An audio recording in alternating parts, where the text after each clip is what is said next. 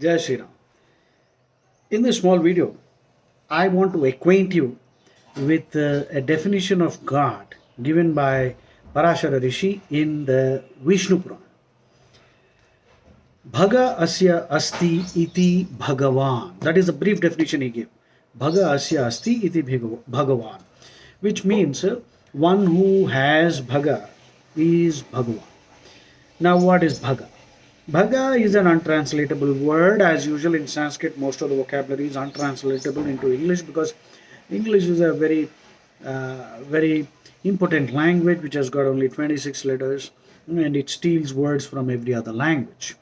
Now, anyway, so we have to make some attempt to translate it into English too.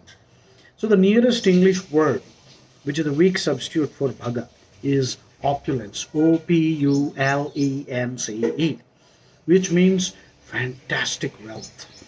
Now, wealth conjures in our mind an image of money, dollars, but here wealth implies all kinds of wealth. So, the question next is, what are the kinds of wealth that one has to have in order to be called God? Right? So, Parashar Rishi gives an even more elaborate definition. Aishwarasya, I'm quoting now. Aishwarasya samagrasya viryasya yashasya shriya jnana vairagyayoscha shannam bhagaitirana. I'm repeating. Aishwarasya samagrasya viryasya yashasya shriya jnana vairagyayoscha shannam bhagaitirana. So, Aishwarya is wealth of all kinds. Samagrasya, Viryasya, omnipotence. That means he is all powerful, he can create anything, he can destroy anything.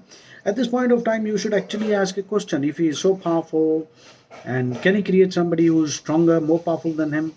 The answer to that cannot be given in yes or no, because if you say yes, then God's position will become number two. And if you say no, then he is not omnipotent, because he is not able to do this. So that is why in Hinduism we use the word Leela. We accept in Hinduism is the only religion which openly accepts that God is not easy to comprehend. In fact, God is difficult, or perhaps we will never be able to comprehend. That's why the Veda also says, Yato vacho nivartante aprapya manasasaha. Yato vacho nivartante aprapya manasasaha is a Vedic dictum, which means at some point of time during the speculation, the mind and the senses reach a point where they realize they cannot go beyond, and God is beyond mere words. So it comes back. So that is already taken. That's already a given. Now, so that is why we say Krishna Leela or Ram Leela. That means God is inscrutable. Inscrutable. Mysterious. God works in mysterious ways. Of course, this is a statement others also would like to say. Fine. So, Aishwarasya samagrasya viryasya yashasaha. Yasha. Fragrance. Fame. Just as if there is a sandalwood tree or any fragrant flower, the fragrance is likely to spread. So God's presence, that for that you need to be attuned. If you are sattvically oriented, you will sense the aura, the sattvic aura. Shri means beauty and wealth. So beauty and wealth, that I don't know how to explain. Aishwarasya samagrasya viryasya yashasha shriya jnana vairagya. Now look at this. Jnana, that means he is omniscient. God knows everything. God knows everything. Therefore, actually, you should not be praying, because he already knows what you want. And he will not give you what you don't deserve. So you're wasting his time begging for something which you don't deserve. So if you deserve and then desire it, you will get it, even if you don't ask for it. That's God for you. So God is omniscient. And then Vairagya, that means God is impartial. Whether you accept God and then pray to him as many times in the prescribed way possible, blah, blah, blah, doesn't matter. There are some rules he has set. That's called dharma.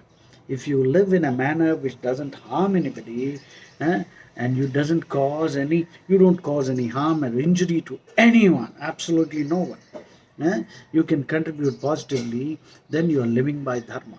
So that is God. Unfortunately, in other religions, the gods are bloodthirsty, psychopathic, and narcissistic. So I don't want to get into the details. So Be proud to be a Hindu, because Hinduism is the only religion which respects your intelligence. Hinduism doesn't force you to accept something. Even in the Bhagavad Gita, Krishna, in the Bhagavad Gita, in the 18th chapter, he says, Itite jnanam akhyātam guhyāt guhyataram maya vimrushai tad aseshena yadechasi tadakuru. You see the last phrase? Yadechasi tadakuru.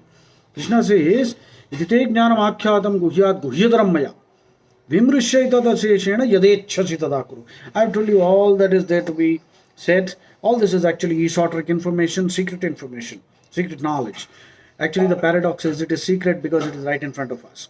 And then Krishna says, think about it in detail.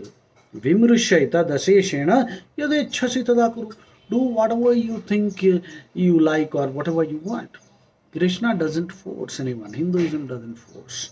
It respects your intelligence. Krishna respects your cognitive ability, cognitive freedom, and your cognitive abilities. Therefore, be proud to be a Hindu and do not worship Tom, Dick, and Harry as God.